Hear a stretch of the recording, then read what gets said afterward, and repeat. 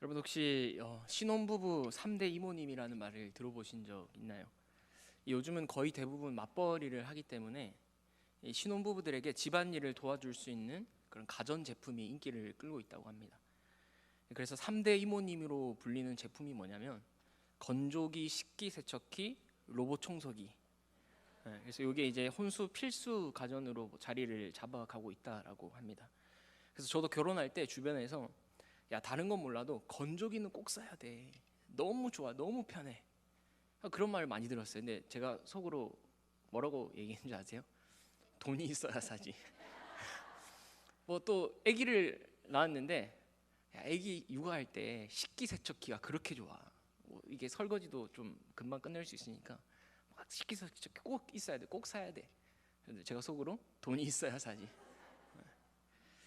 우리 성도님들도 이 다른 건 몰라도 그런 건 있을 것 같아요. 우리 집에 이것만큼은 꼭 있어야 된다. 내 방에 내가 꼭 아끼는 그런 물건, 뭐 아니면 집을 이사하게 되면 이건 꼭 살 거야 하는 물건들이 있을 거예요. 그렇다면 하나님의 집인 성전에는 여러분 무엇이 꼭 있어야 할까요? 특히 오늘 솔로몬이 지은 성전에는 무엇이 성전을 성전되게 하는 가장 핵심 요소였을까요? 먼저 결론적으로 말씀드리면요, 바로 하나님의 말씀과 하나님의 영광입니다. 여러분, 하나님의 집 성전에는요, 말씀과 그 주님의 영광이 꼭 있어야 되는 거예요. 그래야 성전입니다. 그래야 하나님이 거하시는 초소예요. 여러분, 다른 건 몰라도 이곳에 하나님이 정말 거하시는 하나님이 초소라면 하나님의 말씀, 그 영광이 가득 임해야 하는 것이죠. 여러분, 그런데 우리가 성전이잖아요, 그죠? 우리가 성전입니다, 신약에 보면. 그런데 우리 안에 하나님의 말씀과 하나님의 영광이 있어야 진정한 참 성전이죠. 반대로 말해볼까요? 내 안에 하나님의 말씀이 없다, 그 말씀을 가지고 살아가지 않는다, 그 말씀 안에 거하지 않는다, 말씀을 잘 모른다, 혹은 하나님의 영광을 그 임재를 경험해 본 적이 없다, 그러면 참 성전이 아닐 수도 있다라는 겁니다. 오늘 말씀은 솔로몬이 성전을 건축하면서 가장 마지막으로 하나님의 말씀 임재를 상징하는 언약궤를 이 성전에 옮겨오는 이야기입니다. 그래서 우리 열왕기상 8장 1절 2절 말씀인데 1, 2절 말씀을 우리 함께 같이 읽어보겠습니다. 이에 솔로몬이 여호와의 언약궤를 다윗성 곧 시온에서 메어 올리고자 하여 이스라엘 장로와 모든 지파의 우두머리 곧 이스라엘 자손의 족장들을 예루살렘에 있는 자기에게로 소집하니 이스라엘 모든 사람이 다 에다님을 곧 일곱째 달 절기에 솔로몬의 왕에게 모이고라고 하죠. 여러분, 솔로몬이 여호와의 언약궤를 이제 성전으로 옮기려고 하는데요, 우리가 여기서 눈여겨봐야 할 특징이 두 가지가 있습니다. 1, 2절에 보면 두 가지 특징이 나오는데, 첫 번째는 이스라엘 장로들과 모든 지파들을 다 소집했다라는 거예요. 그러니까 모든 회중들이 이 언약궤를 옮기는 데에 참여하게 합니다. 그게 첫 번째 특징이에요. 두 번째 특징은 이 일을 언제 했냐면 일곱째 달 절기에 했다라는 겁니다. 여러분, 사실 지금 언약궤가 있는 시온산과 그 다윗성에 모았던 시온과 솔로몬이 지은 성전과의 거리는 그렇게 멀지 않습니다. 마음만 먹으면 언제든지 옮길 수 있을 만한 거리였어요. 직선거리로 한 700m도 안 되는 그런 거리입니다. 그러나 솔로몬은요, 이렇게 간단히 끝낼 수 있는 일을, 이 일을 간단히 끝낼 수 있는 일로 여기지 않았다라는 거예요. 마음만 먹으면 언제든지 제사장 몇 명만 데리고 옮겨올 수 있었지만 그렇게 하지 않았다라는 겁니다. 왜냐? 이 언약궤의 중요성을 알고 있었기 때문이죠. 여러분, 이 언약궤는요, 증거궤, 법궤라고도 불리는데요, 이 언약궤 안에 뭐가 들어있죠? 십계명을 새긴 두 돌판이 있습니다. 여러분, 언약의 말씀인 십계명 두 돌판, 출애굽기에 나오는데, 여러분, 이것이 무엇을 상징합니까? 하나님과 이스라엘과 언약을 맺었어요. 그러니까 결혼식, 언약식을 맺은 겁니다. 그래서 나는 너희의 하나님이 되고 너희는 내 백성이 되리라. 그렇게 언약식을 체결한 후에 그 백성답게 살아가는 그 삶의 원리로 주신 게 두 돌판입니다. 그러니까 언약궤는요, 우리가 이제 하나님의 백성이 되었다, 그 백성답게 살자 라는 정체성, 그들의 정체성과 같은 게 바로 언약궤입니다. 또 이 언약궤는요, 그 백성과 함께 하시는 하나님의 임재를 상징했죠. 그래서 여호수아서에 보면 이스라엘 백성들이 요단강을 건너잖아요. 처음으로 이제 요단강 건너서 가나안 땅을 입성할 때 가장 먼저 뭘 앞에 두고 갑니까? 언약궤를 앞에 세우고 가요. 또 여리고성을 함락시킬 때에도 가장 앞에 언약궤를 앞세워서 갔습니다. 그러니까 이스라엘 백성들을 인도하시는 그 하나님의 임재, 그것이 바로 언약궤였다라는 거죠. 여러분, 그러니 아무리 성전을 백향목으로 열심히 지었어도 그 성전 안에 언약궤가 없으면 성전이 아니라는 거예요. 지성소 안에 언약궤가 들어있어야지 비로소 성전이 되더라라는 겁니다. 여러분, 마찬가지입니다. 우리가 하나님의 성전이 된다라는 것은요, 제 아무리 우리가 그럴듯한 모습으로 포장하고 치장한다고 해도 그 안에 하나님과 나 사이의 언약적 관계, 그 언약적 관계가 들어있지 않으면 여러분, 그것은 그저 회칠한 무덤에 불과합니다. 예수님이 말씀하신 대로 말하자면요, 그가 내 안에, 내가 그 안에 거하지 않으면 외형이 아무리 멋지고 화려하다고 한들 그건 성전이 아니죠. 그러니 성전이 성전되는 가장 핵심 원리는 화려함, 웅장함 이런 게 아닙니다. 하나님이 나의 주가 되고 내가 그분의 종이 되는 것, 하나님이 나의 아버지가 되시고 나는 그분의 자녀가 되는 것, 하나님이 나의 남편이 되시고 우리가 그의 신부가, 아내가 되는 것, 여러분, 이 언약적 관계에 있다라는 사실을 알아야 한다라는 것이죠. 여러분, 그래서 우리가 항상 신경 써야 될 것은요, 하나님과 나 사이의 관계가 어떤지, 여러분, 이걸 봐야 합니다. 뭐 경제적인 문제, 앞으로의 살아갈 문제, 뭐 사람과의 관계의 문제 다 중요하지만 그 무엇보다 내가 지금 하나님 앞에 바로 서 있는가, 내 안의 중심 속에, 내 삶의 중심 속에 하나님이 자리 잡고 있는가, 여러분, 이걸 보셔야 돼요. 여러분, 우리 성도님들 모두 하나님이 나의 하나님이요, 내가 그분의 백성이다라는 정체성을 가지고 하나님이 기뻐하시는 성전으로 지어져 갈 수 있기를 주님의 이름으로 축복합니다. 이렇게 언약궤가 중요하기 때문에 이 솔로몬은요, 이스라엘 장로들, 모든 지파의 지도자들을 다 소집해서 모든 사람이 보는 앞에서 지금 언약궤를 옮겨오고 있습니다. 특별히 5절에 보면요, 이런 말씀이 있죠. 솔로몬 왕과 그 앞에 모인 이스라엘 회중이 그와 함께 그 궤 앞에 있어라고 합니다. 그러니까 솔로몬과 이스라엘 모든 회중이 지금 그 언약궤 앞에 모여 있는 겁니다.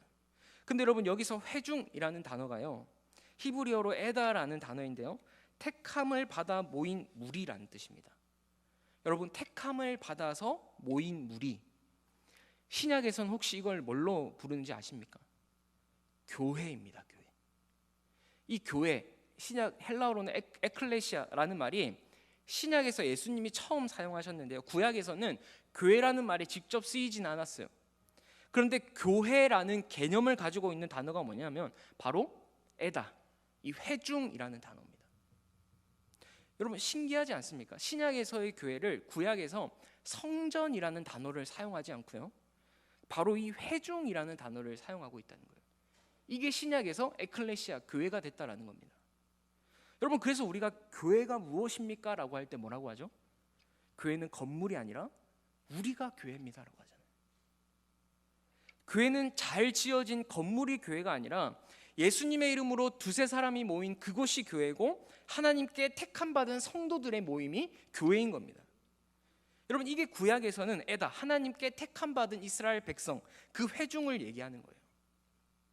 여러분, 그러면 교회를 상징하는 이 회중들이 모여서 지금 뭘 하고 있습니까? 5절을 한번 다시 보세요. 솔로몬 왕과 그 앞에 모인 이스라엘 회중이, 그 교회 택함받은 무리들이 그와 함께 그 궤 앞에 있어 뭘 했다고요? 양과 서로 제사를 지냈다. 하나님께 예배 드린 겁니다. 그래서 여러분, 교회의 교회됨의 정체성이 뭐냐?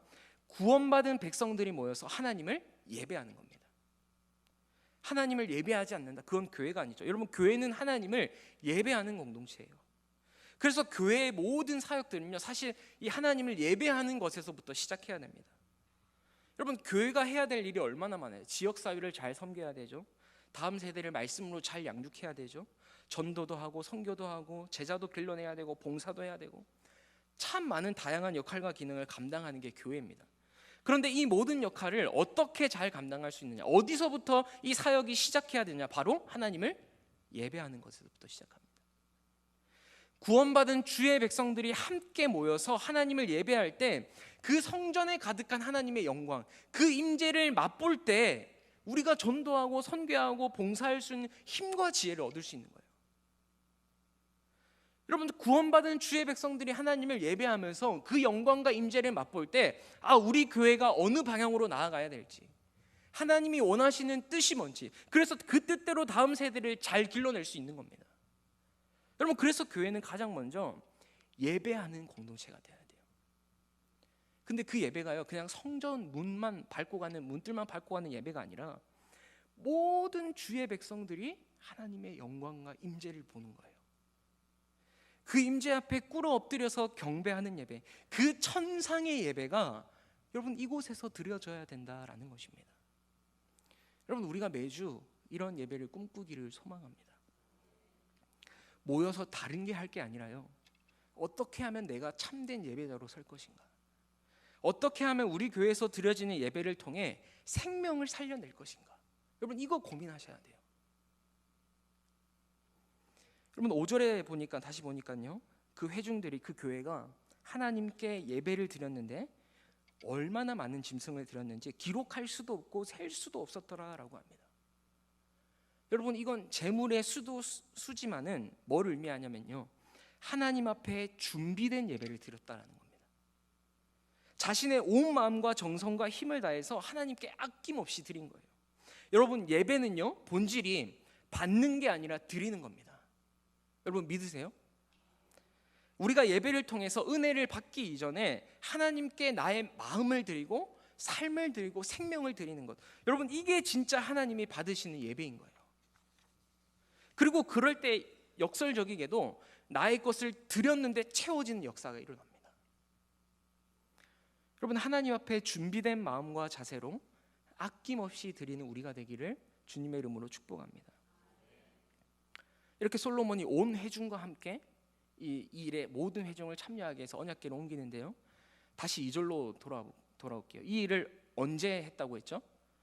에다니멀 곧 일곱째 달 절기에 했습니다. 여러분, 이 일곱째 달이라는 건요, 바로 이스라엘의 초막절 절기가 있는 때입니다. 여러분, 초막절 절기가 어떤 절기입니까? 이스라엘 백성들이 출애굽한 이후에 광야에서의 40년 동안에 하나님 인도하시고 보호하시는 것을 감사하고 기념하는 절기예요. 그러니까 초막절은 보호와 인도, 딱 이 두 가지 키워드를 기억하시면 됩니다. 그래서 7일 동안 아무 노동도 하지 않고요, 초막을 짓고 보내잖아요. 그래서 초막절이라 하잖아요. 그런데 그 초막절 절기에 맞춰서 솔로몬이 지금 언약궤를 옮겨오는 거예요. 일부러 기다린 거죠. 바로 언약궤를 가져오지 않고 일부러 초막절이 될 때까지 기다린 겁니다. 왜? 이 언약궤가 너무 중요하니까 초막절 절기에 맞춰서 하나의 큰 퍼포먼스처럼 지금 이 의식을 치르고 있는 거예요. 여러분, 저는 여기서 우리가 캐치해야 될 하나의 영적인 의미가 있다고 봅니다. 여러분, 아까 초막절은 두 가지 키워드 뭐라고 했죠? 하나님의 보호와 인도를 기념하는 절기입니다. 지금 솔로몬과 이스라엘 백성들이 정말 부귀영화를 누리고 있어요. 태평성대, 나라가 안정하고 평안하고 다 조공을 바치고 다른 이웃과 다른 나라의 관계도 좋고, 여러분 이렇게 다 누릴 수 있는 거 무엇 때문입니까? 하나님이 그 언약의 말씀대로 인도해 주셨기 때문이에요. 멀게는 자신들의 조상인 아브라함에게 하신 언약, 가깝게는 자기 아버지의 다윗에게 하신 언약, 그 언약의 말씀을 하나님께서 신실하게 이루셨기 때문에 지금 우리가 여기까지 왔다. 여러분, 이것을 우리가 배우기 위해서 초막절에 지금 이 절기 때 언약궤를 옮겨오는 겁니다. 여러분, 지금 이들이 이렇게 가나안 땅에 정착하고 성전도 짓게 되고 평화와 번영을 누릴 수 있게 됐잖아요. 솔로몬은 지금 그 은혜에 감사하면서 하나님이 우리에게 베풀어 주신 은혜들을 잊지 말자. 여러분, 그래서 초막절 절기에 그 하나님 임재를 상징하는 언약궤를 옮기면서 성전 건축을 마무리하고 있는 거예요. 여러분, 한번 생각해 보세요. 하나님께서 광야에서 어떻게 이들을 지키셨습니까? 신명기에 보면 이스라엘 백성들이 40년 동안 광야 생활을 하면서요, 옷이 낡아지지 아니하였대요. 신발이 해지지 아니했답니다. 여러분, 어떻게 이게 가능할 수 있겠어요? 무슨 재질이 남다른 재질인가요? 옷과 신발이 너무 많아서 막 매일매일 갈아 신고 입을 정도로 막 광야에서 그런 게 낫나요? 아니죠. 무엇 때문입니까? 하나님이 지키시고 보호하셨기 때문이에요. 여러분, 또 이스라엘 백성들이 광야에서 뭘 먹고 지냈습니까? 만나, 하늘에서 내린 만나를 먹었어요. 정말 기가 막히게 일용할 양식으로 책임져 주세요. 무엇을 먹을까 무엇을 먹을까 염려하지 말, 하나님이 책임져 주세요. 여러분, 그래서 광야는요 정말 힘들지만, 그래서 하나님을 의지할 수밖에 없는, 하나님의 은혜를 가장 깊이 체험할 수 있는 시간이 바로 광야의 시간이에요. 그 지금 솔로몬은요, 우리가 이제 그 광야 생활을 끝내고 하나님의 은혜로 정착하게 됐지만, 그래서 멋진 성전도 짓고 이렇게 큰 축복을 받는데, 뭐라고 하냐, 그때의 그 과거를 잊지 말자는 거예요. 이런 신명기의 핵심 키워드가 뭔지 아십니까? 기억하라예요. 기억하라. 머리와 마음과 우리의 삶, 지정의의 그 하나님의 은혜를 기억하라입니다. 여러분, 지금까지 인도해 주신 그 하나님을 의지하고 바라보면서 오직 하나님만을 주인으로 모시자라는 그런 의식을 치르고 있는 겁니다. 여러분, 근데 우리가 잘 알듯이 이스라엘 백성들이 하나님만을 잘 섬겼습니까? 아니죠. 배가 부르고 등이 따뜻해지니까, 등이 따스워지니까 하나님을 의지하지 않았어요. 오히려 더 세상의 방법을 추구했고요. 그래서 하나님을 섬기는 동시에 바알과 아세라도 섬기는, 지금 우리로 치면 하나님도 사랑하고 세상도 사랑하는, 여러분, 그런 모습들을 보이고 말죠. 그래서 예레미야 2장에 보면요, 하나님이 이렇게 얘기하세요. 내 신혼 때의 사랑을 기억하노니 곧 씨 뿌리지 못하는 땅, 어디에서 나를 따랐고요? 그 광야에서 나를 따랐다. 그러니까 광야에서 이스라엘과 함께 했던 시간을 하나님 뭐라고 표현하냐면 신혼 때의 사랑이라고 하세요. 그러니까 결혼식 맺었잖아요. 광야에서, 시내산에서 언약식을 맺었잖아요. 그 신혼 때, 그러니까 그만큼 좋고 행복했다라는 겁니다. 왜? 그때는 이스라엘이 하나님을 잘 따랐거든요. 하나님을 하나님답게 모셨거든요. 뭐 불평도 원망도 했지만. 그런데 참 아이러니하게도 가나안 땅에 정착하더니 하나님 축복을 받았는데도 하나님을 잘 따르지 않는 거예요. 그래서 뒤에 예레미야 2장 5절 6절에 보면, 우리 같이 한번 읽어보실까요? 같이 읽겠습니다. 시작. 나 여호와가 이같이 말하노라. 너희 조상들이 내게서 무슨 불의함을 보았기에 나를 멀리하고 가서 헛된 것을 따라 헛되이 행하였느냐. 그들이 우리를 애굽 땅에서, 7절도 읽겠습니다. 그들이 우리를 애굽 땅에서 인도하여 내시고 광야 곧 사막과 구덩이 땅, 건조하고 사막 그늘질 땅, 사람이 그곳으로 다니지 아니하고 그곳에 사람이 거주하지 아니하는 땅을 우리가 통과하게 하시던 여호와께서 어디 계시냐 하고 말하지 아니하였도다. 이 뭐냐면 쉽게 말해서 광야에서 우리를 인도해 주신 하나님을 찾았다는 거예요, 찾지 않았다는 거예요? 안 찾았다는 겁니다. 오히려 그 하나님을 멀리하고 가서 헛된 것을 따른다는 거예요. 그래서 7절에 보면 이렇게 얘기해요. 내가 너희를 기름진 땅에 인도하여 그것의 열매와 그것의 아름다운 것을 먹게 하였거든. 그러니까 하나님이 놀라운 축복을 주셨거늘 너희가 이리로 들어와서는 내 땅을 더럽히고 내 기업을 역겨운 것으로 만들었다라고 하죠. 여러분, 사실 이게 타락한 우리의 본성이에요. 이스라엘의 이야기만 아니라 우리의 이야기입니다. 나의 이야기예요. 하나님이 축복해 주셨고 기름진 땅으로 인도해 주셨고 가장 귀한 예수 그리스도의 이름을, 그 권세를 우리에게 주셨는데, 그것의 아름다운 열매, 그것의 아름다운 것들을 우리에게 먹게 해주셨는데, 어떻게 해요? 우리는 그것을 금세 잊어버려요. 그리고 교만해져 버립니다. 내가 잘나서. 그게 우리예요, 우리. 그래서 여러분, 우리는 끊임없이 올라오는 내 자화와 욕망을 십자가에 못 박아야 됩니다. 그리고 말씀으로 늘 정직하게 나를 비춰봐야 돼요. 그렇지 않으면 여러분, 불쑥불쑥 올라오는 이 욕망을 우리는 다스릴 수가 없습니다. 성령의 임재 안에 거해서 성령의 통제를 받지 않으면, 성령의 지배를 받지 않으면 계속 우리는 이런 나의 자아들이 올라오는 거예요. 여러분, 우리 성도님들 말씀과 기도로 육체의 소욕을 거스르시고 성령의 지배를 받을 수 있기를 축복합니다. 여러분, 이렇게 일곱 제달 절기에 맞춰서 이제 언약궤를 옮겨오는데, 우리 3절 4절, 오늘 본문 3절 4절 말씀을 함께 보겠습니다. 이스라엘 장로들이 다 이름에 제사장들이 궤를 매니라. 여호와의 궤와 회막과 성막 안에 모든 거룩한 기구들을 메고 올라가되 제사장과 레위 사람이 그것들을 메고 올라가매라고 하죠. 자, 언약궤를 옮기고 있어요. 누가 어떻게 옮기고 있습니까? 제사장들이 매서 옮기고 있습니다. 여러분, 이 언약궤를 옮기는 것은요, 사실 그냥 뭐 단순히 뭐 어떤 물건으로 옮기는 그런 수준이 아닙니다. 그런 문제가 아니에요. 우리가 잘 알듯이 솔로몬의 아버지 다윗의 때에 큰 대형 사고가 한 번 있었죠. 이 다윗이 한 번은 언약궤를 모셔와야겠다라고 싶어서 쓰던 수레는 좀 그렇고 새 수레를 아주 정성껏 만듭니다. 그리고 이 언약궤를 모셔와야지 하고 그 수레를 서로 끌게 하고 그 수레에 실어요, 언약궤를. 그리고 이제 쭉 가는데 낙원의 타작마당에 이르자 갑자기 이 소들이 어떻게 해요? 날뛰는 거예요, 막. 여러분, 그러면 당연히 수레가 어떻게 되죠? 흔들리겠죠. 그때 우사라는 사람이 자동 반사적으로 언약궤에 탁 손을 대고 말해요. 떨어질 것 같으니까. 어떻게 됐을까요, 우사가? 즉사합니다. 솔로몬이 그때의 일을 반면교사 삼아서 아버지가 했던 실수를 반복하지 않아요. 하나님의 말씀대로 그 율법대로 언약궤를 누가? 제사장들이, 레위 사람이 어떻게 해요? 메고 옮겨옵니다.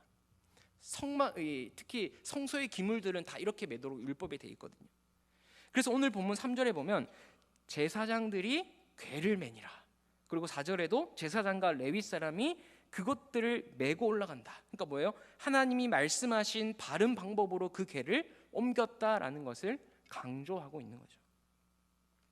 여러분, 이렇게 언약궤를 지성소에 잘 안치했습니다. 6절에 보시면 제사장들이 여호와의 언약궤를 자기의 처소로 메어 드렸으니 곧 성전의 내소인 지성소 그룹들의 날개 아래라. 자, 지성소 그룹들의 날개 아래 언약궤를 잘 뒀어요. 자, 그런데 9절 말씀을 우리 함께 읽어보겠습니다. 그 궤 안에는 두 돌판 외에 아무것도 없으니 이것은 이스라엘 자손이 애굽 땅에서 나온 후 여호와께서 저희와 언약을 맺으실 때에 모세가 호렙에서 그 안에 넣은 것이더라. 자, 보세요. 그 궤 안에 두 돌판 외에는 아무것도 없었다. 여러분, 원래 이 모세가 최초로 지은 성막에는 혹시 뭐가 있는지 아십니까? 역시 박학 다시 가십니다. 우리 히브리서 9장 4절 말씀인데 한번 볼게요. 9장 4절에 금향로와 사면을 금으로 싼 언약궤가 있고 그 언약궤 안에 뭐가 있었다고요? 만나를 담은 금 항아리, 그리고 아론의 쌍난 지팡이, 언약의 돌판, 이렇게입니다. 그러니까 두 돌판 외에도 만나를 담은 금 항아리, 아론의 쌍난 지팡이가 있었어요. 그런데 솔로몬이 지은 성전에는 두 돌판 외에는 아무것도 없었다. 즉 언약의 돌판만 있었다라는 겁니다. 자, 그러면 만나 담은 항아리 어디 간 겁니까? 쌍난 지팡이 어디로 간 거죠? 여러분, 여기에는 하나님이 주고자 하는 메시지가 있습니다. 여러분, 아론의 쌍난 지팡이와 이 만나를 담은 항아리, 하늘에서 내린 만나, 이 두 가지의 공통점이 있는데 혹시 뭔지 아십니까? 기적입니다. 기적. 그러니까 아론의 쌍난 지팡이는요, 고라 자손의 반역 때문에 생긴 기적이에요. 간략하게만 설명하면 고라 자손들이 당을 지어가지고 모세와 아론의 권위에 대항을 했습니다. 그 어떻게 대항했냐면, 야, 우리도 다 거룩하고 우리도 하나님과 가까이 할 수 있는데 하나님이 우리와도 함께 하시는데 왜 너희만 하나님과 가까이 해? 이러면서 막 당에 무리를 짓고 막 일어서는 거예요. 그러니까 리더십에 도전을 한 겁니다. 그래서 하나님이 어떻게 하냐면 불로 그들을 다 불사르세요. 그리고 이스라엘 가운데 연병을 내리십니다. 뭐 우여곡절 끝에 이 일이 잘 정리가 됐어요. 잘 마무리가 돼서 많은 사람이 죽고 막 정리가 됐어요. 그런데 모세가 이대로는 두어서는 안 되겠다 싶어가지고 각 지파에게 우두머리에 이름을 써서 지팡이를 가져오라라고요. 그러면 레위 지파의 지팡이에는 당연히 누구 이름이 들어갔겠어요? 아론의 이름을 썼죠. 그리고 그 12지팡이를 이 언약궤 앞에 딱 뒀는데 어떤 일이 일어납니까? 아론의 지팡이에만 우미 돋고 순이 나고 꽃이 피고 살구 열매가 열린 거예요. 여러분, 죽은 나무예요, 지팡이. 어떻게 거기에서 싹이 날 수 있어요? 열매가 필 수 있습니까? 기적이죠, 기적. 하나님의 기적입니다. 다시는 그 권위에 반역하지 말라라는 의미로 기적을 보여주시고 그 아론의 지팡이를 언약궤에 간직하게 하세요. 여러분, 또 하늘에서 내렸던 만나는 어떻습니까? 광야에서 40년 동안 하루도 빠지지 않고, 안식일 외에 하루도 빠지지 않고 내렸던 게 만나입니다. 여러분, 최고의 기적 아니에요? 근데 여러분, 만나가 왜 내려오게 되었는지 그 동기가 뭐였습니까? 이스라엘 백성들이 홍해를 건너자마자 제일 먼저 부닥친 불평이 뭐였어요? 떡을 내라, 물을 내라, 우리를 광야에서 다 굶어 죽게 하라고 애굽에서 이끌어냈냐. 뭐 그러자 하나님이 하늘에서 만나를 내려주셨어요. 여러분, 그러면 여러분 같으면 어떨 것 같아요? 우와, 세상에 어떻게 이런 기적이 있지? 물론 이들도 처음에는 그랬을 거예요. 우와, 그래서 하나님 더 잘 섬길 것 같죠? 천만에요.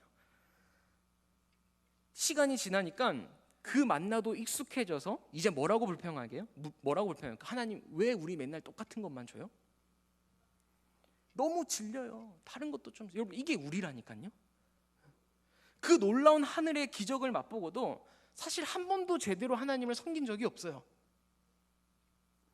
안식일에는 만나가 없다라고 말씀하셨는데도 기어코 안식일에 또 나가서 만나를 찾아요. 만나를 모아두면 썩는다고 그렇게 얘기했는데도 기어코 모아둡니다. 여러분, 그래서 신명기에서 뭐라고 해요? 아주 유명한 구절이죠. 사람이 떡으로만 사는 것이 아니요 하나님의 입에서 나오는 말씀으로 산다. 그러니까 우리는요, 그 어떤 기적을 체험해도 안 된다라는 거예요. 아무리 배불리게 해줘도 안 된다라는 거예요, 우리라는 존재가. 여러분, 지금 이 열왕기서의 1차 독자는요, 바벨론 포로 시기에 있는 사람들입니다. 그러니까 이들은 나라가 망했어요. 성전도 무너졌어요. 그리고 바벨론 포로를 끌려왔습니다. 왜 우리가 이렇게 됐을까? 답은 하나였어. 하나님의 말씀을 따르지 않았구나. 사실 이 1차 독자들은요, 그 어떤 시대보다 가장 많이 하나님의 이적과 기사를 본 세대입니다. 여러분, 그 시즌이 언제냐면 우리가 잘 아는 엘리야와 엘리사의 시대예요. 하늘에서 불이 내리는 기적, 사르밧 과부의 죽은 아들을 살려내는 기적, 심지어 엘리야는 죽지 않고 하늘에 올라갔어요. 여러분, 성경에 기록된 엘리야의 기적이 총 8개고요 엘리사는 15개가 넘어요. 그러니까 모세 이후로 이 엘리야 시대만큼 기적을 내린 적이 없어요. 얼마나 많은 기적들이 그 시대에 쏟아져 나오는지 몰라요. 그런데도 이스라엘 백성들은 그 기적을 보고도 회개하지 않았어요. 그 기적을 보고 체험했음에도 하나님의 하나님 되심을 인정하지 않고 하나님의 왕권을 인정하지 않았어요. 그냥 그때뿐이었어요. 그 기적 이면에 하나님이 정말 원하시는 게 뭔지, 말씀하시는 게 뭔지 알려고 하지 않았어요. 그 결과 지금 바벨론 포로에 잡혀 있는 겁니다. 그런 그들이 그럼 깨달은 게 뭐겠어요? 더 이상의 기적을 바라는 게 아니라 우리가 하나님의 말씀으로 돌아와야 되겠구나. 우리가 하나님의 말씀으로 돌아올 때 하나님은 우리를 돌이키셔서 회복시켜 주시는구나.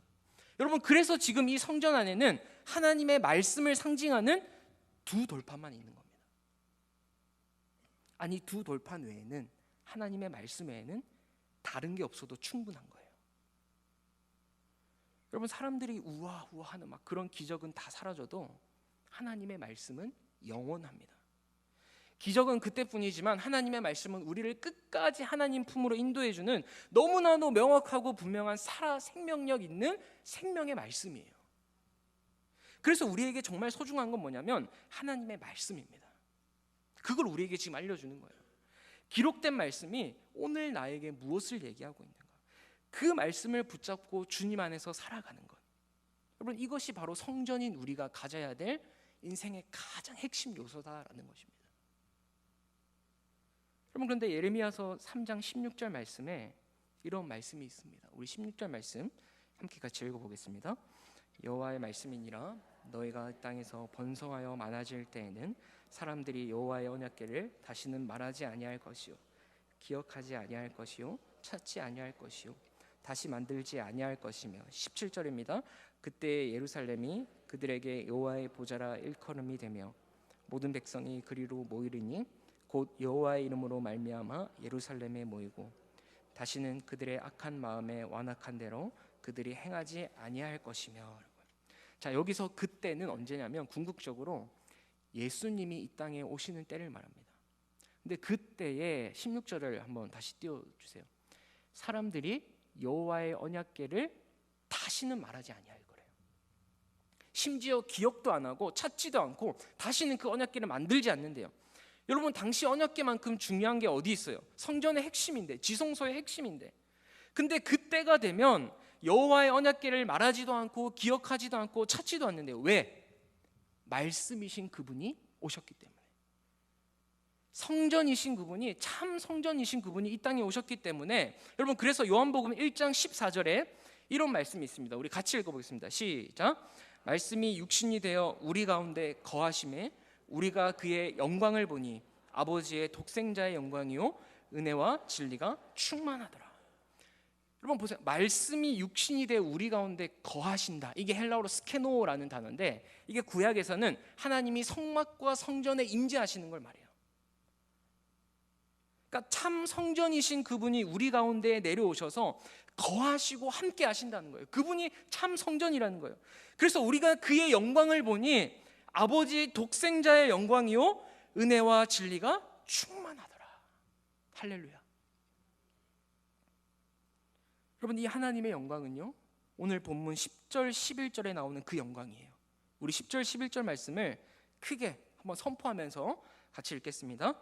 제사장이 성소에서 나올 때 구름이 여호와의 성전에 가득하매 제사장이 그 구름으로 말미암아 능히 서서 섬기지 못하였으니 이는 여호와의 영광이 여호와의 성전에 가득함이었더라. 여러분, 우리가 살면서 한 번이라도 이런 하나님의 영광을 체험해 볼 수 있기를 소망합니다. 어느 정도의 영광이에요? 제사장이 그 구름, 그 영광으로 말미암아 능히 서서 섬기지 못할 정도의 영광입니다. 여러분, 얼마나 구름이 빼곡했으면, 얼마나 하나님의 영광이 임했으면 제사장이 집례를 하지 못한대요. 마치 구름이 꽉 차서 한 치 앞도 볼 수 없는 그런 하나님의 영광이 성전 가운데 임한 것입니다. 그런 하나님의 영광이 그 말씀이 되어 육신 가운데 우리에게 거하신 거예요. 여러분, 제 개인적인 꿈이 한 가지 있다면요, 바로 내 평생 이런 예배를 한 번이라도 들을 수 있다면, 여러분, 우리가 천국에 가면 하나님의 임재와 그 영광 속에서 늘 찬양하고 예배 드릴 거예요. 그런데 천국 가기 전에 이 땅에서 그 천국의 예배를 한 번이라도 맛볼 수 있다면, 그러면 내가 죽어도 요한이 없겠구나. 여러분, 하나님의 영광이 가득해서 찬양도 할 수 없고 기도도 할 수 없고 그 하나님의 영광 속에 그냥 가만히 있을 수밖에 없어요. 그런 예배, 내 온몸의 세포 하나하나까지도 하나님의 임재에 반응하면서 내 온몸이 하나님을 예배할 수만 있다면, 그런 예배를 살아생전에 한 번이라도 드릴 수 있다면, 여러분, 그러면 그 예배자는 성공한 예배자예요. 여러분, 우리 모두 성공한 예배자가 됩시다. 하나님께 살아있는 예배로 영광 올려드리는 참된 예배자가 되어야 돼요. 여러분, 내가 아무리 세상적으로 볼 때 스펙이 모자라고 또 세상 기준으로 볼 때 좀 처지고, 여러분 괜찮습니다. 그게 중요한 게 아니에요. 그 인생에 하나님의 영광이 있는가, 그 인생에 주님의 임재가 있는가, 여러분 그게 그 사람의 삶의 가치를 결정하는 겁니다. 왜냐? 모든 만물은 하나님의 영광을 위해 창조되어졌어요. 즉 하나님의 영광이 있고 하나님의 영광을 드러내야 그것이 진짜 가치 있는 삶인 줄 믿습니다. 여러분, 예수님이 말씀하시기를 내가 이 성전을 허물고 사흘 만에 다시 짓겠다. 물론 그때의 성전은 헤롯 성전이지만 이 예수님이 말씀하신 의미가 뭡니까? 더 이상 성전이 너희의 죄를 씻는 게 아니다. 더 이상 언약궤를 통해 하나님이 말씀하시는 것이 아니라 하나님인 말씀이신 내가 왔다. 내가 너희를 구원하러 왔다. 그동안 너희들이 성전에서 드렸던 제사, 그 모든 것들이 나를 예표하고 있었고 이제 드디어 내가 너희를 위해 왔으니 나만 믿으면 되고 나로 충분하다. 예수님 그분이 참 말씀이기 때문에 예수님 외에는 필요 없다라는 겁니다. 여러분, 사랑하는 우리 성도님들, 예수님만으로 충분하고 만족하시길 주님의 이름으로 축복합니다. 말씀이신 그 주님을 딱 붙잡고 성전인 우리가 말씀 안에 거해서 그런 존귀한 교회, 하나님의 영광을 맛보는 그런 존귀한 교회, 존귀한 가정이 되길 주님의 이름으로 축복합니다. 기도하겠습니다. 하나님, 오늘 솔로몬이 이 언약궤를 옮겨오는 너무나 중요한 일에 모든 회중들이 함께 모여서 이 일에 참여케 하고 또 특별히 하나님이 우리를 인도하시고 보호하신 그 절기에 맞춰서 이 행사를 거행하는 것을 우리가 함께 보았습니다. 하나님, 우리를 지금까지 인도해 주신 그 은혜 감사하며 하나님께만 영광 올려드리는 참된 예배자들 되게 하여 주시옵소서. 우리가 살아생전에 그 하나님께만 영광 올려드리고 그 하나님의 인주와 영광을 맛볼 수 있는 그런 믿음의 예배자, 하나님 보시기에 성공한 예배자로 우리가 세워질 수 있도록 한 사람 한 사람 축복하여 주시옵소서. 감사드리며 예수님 이름으로 기도합니다. 아멘.